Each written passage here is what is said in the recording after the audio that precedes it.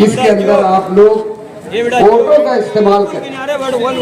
हर किसी को अपने वोट का इस्तेमाल करना है, अपने घरों से निकलना है, अपने घर की औरतों बच्चों को एकदम मुस्तैद रखना है। वो जिनकी वोटें आई हैं, एक एक वोट हमको हमारे कैंडिडेट के ऊपर देना। अब रहा सवाल यह कि कैंडिडेट कौन है। तो हिंदुस्तान में इंडिया एक अलायंस बना हुआ है और उस अलायंस के अंदर बहुत सारी पार्टियां हैं, जिसमें सबसे बड़ी पार्टी के तौर पर कांग्रेस पार्टी शामिल है। ममता बनर्जी की पार्टी है, बिहार से लालू प्रसाद यादव की पार्टी है।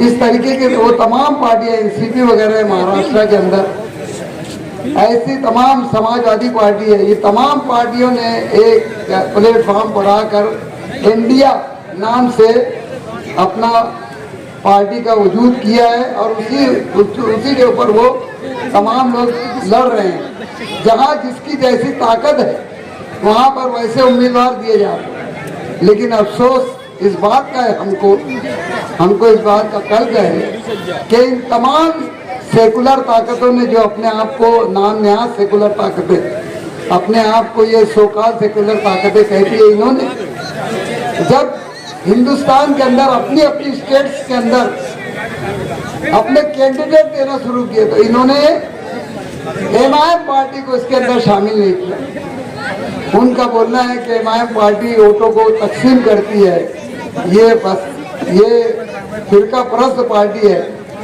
लेकिन अफसोस हमको इस बात का है कि जो पार्टी पूरे हिंदुस्तान के अंदर मुसलमानों की आवाज़ बनकर उभरी है और जिसके कायद असदुद्दीन अवैसी साहब और औरंगाबाद में जलील साहब, आप देखते होंगे ऐवान पार्लियामेंट के अंदर अगर किसी की आवाज़ मुसलमानों के मसाइल पर गूंजती है तो ये दो ही मर्द मुजाहिद हमको हिंदुस्तान की तारीख में बोलते हुए नजर आते हैं। पार्लियामेंट में वो तमाम लोग चुन कर गए हैं, कांग्रेस के हैं, समाजवादी के हैं, एनसीपी के हैं, ममता बनर्जी की पार्टी के। लेकिन हमने देखा कि जब ऐवान के अंदर 370 का मसला आया तो किसी एक पार्टी ने भी उसकी हिमायत नहीं की, सिवाय असदुद्दीन साहब अवैसी के किसी ने भी उसके साथ। जब ऐवान के अंदर 3 तलाक का मसला आया तो वो अवैसी और जलील साहब थे जिन्होंने उसके ताल्लुक से कहा।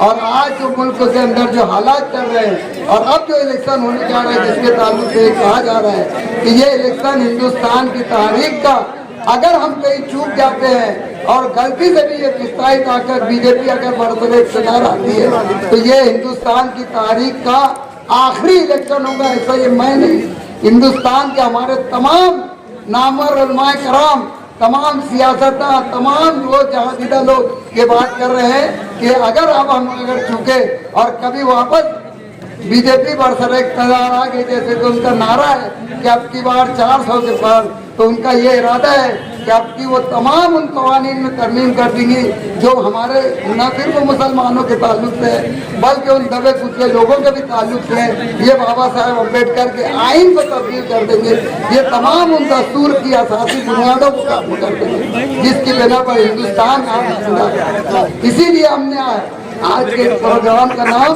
जो रखा है वो मजलिसे आइन पासबान आइन रखा है कि हमको आज इस आइन की हिफाजत करना है। हम चाहते हैं कि भले आज हमको इन्होंने अपने अलायंस में शामिल नहीं किया, लेकिन अब क्योंकि इलेक्शन होने जा रहे हैं और यहाँ पर भी हमने देखा कि यहाँ महाराष्ट्र के अंदर 48 सीटें हैं, लेकिन किसी भी एक मुसलमान को यहाँ पर कोई सीट दी नहीं गई है। जबकि हमारे कायद असदुद्दीन साहब ने अकोला के अंदर ये ऐलान किया था कि अपने महाराष्ट्र के अंदर हम कम से कम 5 सीटें लड़ाएंगे, जिसमें मालेगांव सरे फहरिस्त था। और इस ताल्लुक से उन्होंने मालेगांव के जिम्मेदारान से बात भी की, एमएलए साहब से बात की, डॉक्टर खालिद परवेज से बात की, तमाम अब्दुल मालिक से बात की और उनसे ये कहा कि आप किसी ऐसे मुनासिब उम्मीदवार को तलाश कीजिए जो यहाँ पर एमआईएम के नाम से इलेक्शन लड़ सके। और उसकी एक वजह बुनियादी ये थी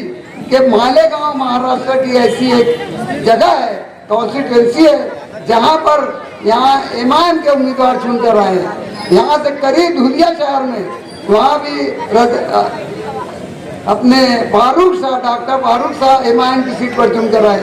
आज दो आमदार इस कॉन्स्टिट्यूंसी से, धुलिया कॉन्स्टिट्यूंसी से इमाम से चुनकर आए।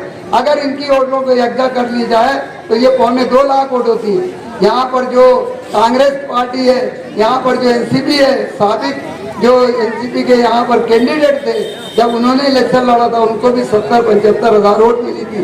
इस तरीके से मुसलमानों की वोट तकरीबन 3 लाख हो जाती है। और अगर ये तमाम वोटों को यकजा करके लड़ा जाता और वंचित अघाड़ी ने से जो बातचीत हुई थी हमारी कि अगर हम हालात देखेंगे तो हम वंचित अघाड़ी साथ दे देंगी, उन्होंने अब्दुल रहमान API का फॉर्म भरा था, लेकिन वो जानते थे कि अब्दुल रहमान API का क्योंकि रिजिग्नेशन उनका इस्तीफा मंजूर नहीं हुआ है, इसलिए अगर कोई बात होगी तो यहाँ पर वंचित अघाड़ी MIM को सपोर्ट कर देगी। इसीलिए जब बहुत तलाश विचार के बाद ये बात सामने आई, जिसमें डॉक्टर खालिद ने बहुत इंटरेस्ट लिया था कि भाई मौलाना उमरैन का नाम यहाँ पर सामने आया था, वो नाम पार्टी की तरफ से नहीं आया था, ये नाम ऊपर से आया था कि उनको सुझाव दिया गया था कि आप यहाँ पर इलेक्शन लड़ें। और जब उन्होंने इसकी तैयारी की तो हमने देखा कि जो लोग अपने आप को यहाँ पेश करते, जैसे अभी शेख आसिफ ने कुछ दिन पहले ऐलान किया था कि अगर मालेगांव की सब पार्टियाँ,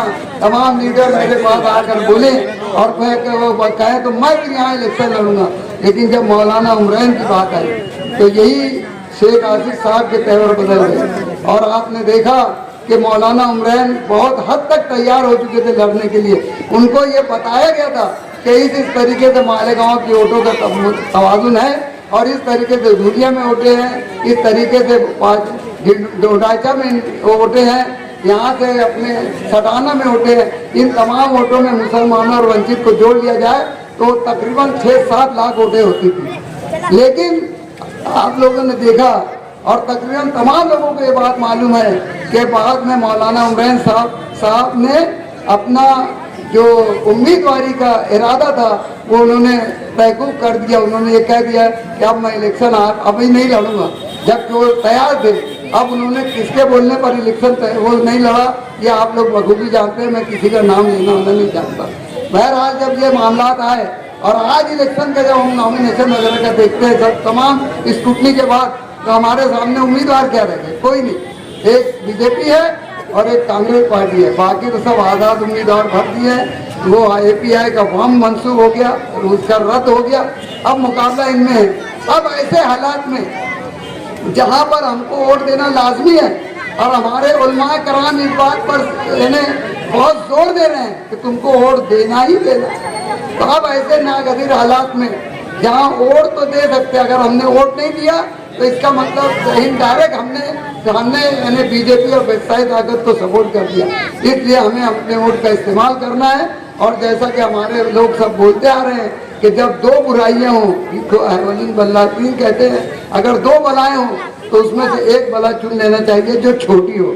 अब हमारे सामने कांग्रेस माने कि एक छोटी बला है, लेकिन हमको उसको वोट देना तय है, ऐसा मेरी राय है। अभी उसका ऐलान यहाँ नहीं हुआ। मैं ऐसा चाहता कि हमको अगर कोई फैसला करना है तब इसके सिवा हमारे को कोई दूसरा रास्ता नजर नहीं आता। तमाम रास्ते मसदूद हो चुके हैं। मैं तो सिर्फ हमारे नौजवानों से, जियालों से, दोस्तों से, भाईचारों, यहाँ बैठे हुए तमाम लोगों से इस शेर के साथ ये बात बोलता हूँ कि कभी धुएं की तरह पर्वतों से उड़ते हैं, कभी महक की तरह हम दिलों से उड़ते हैं। ये कैंचियाँ हमें उड़ने से खाक रोकेंगी कि हम परों से नहीं हौसलों से उड़ते हैं।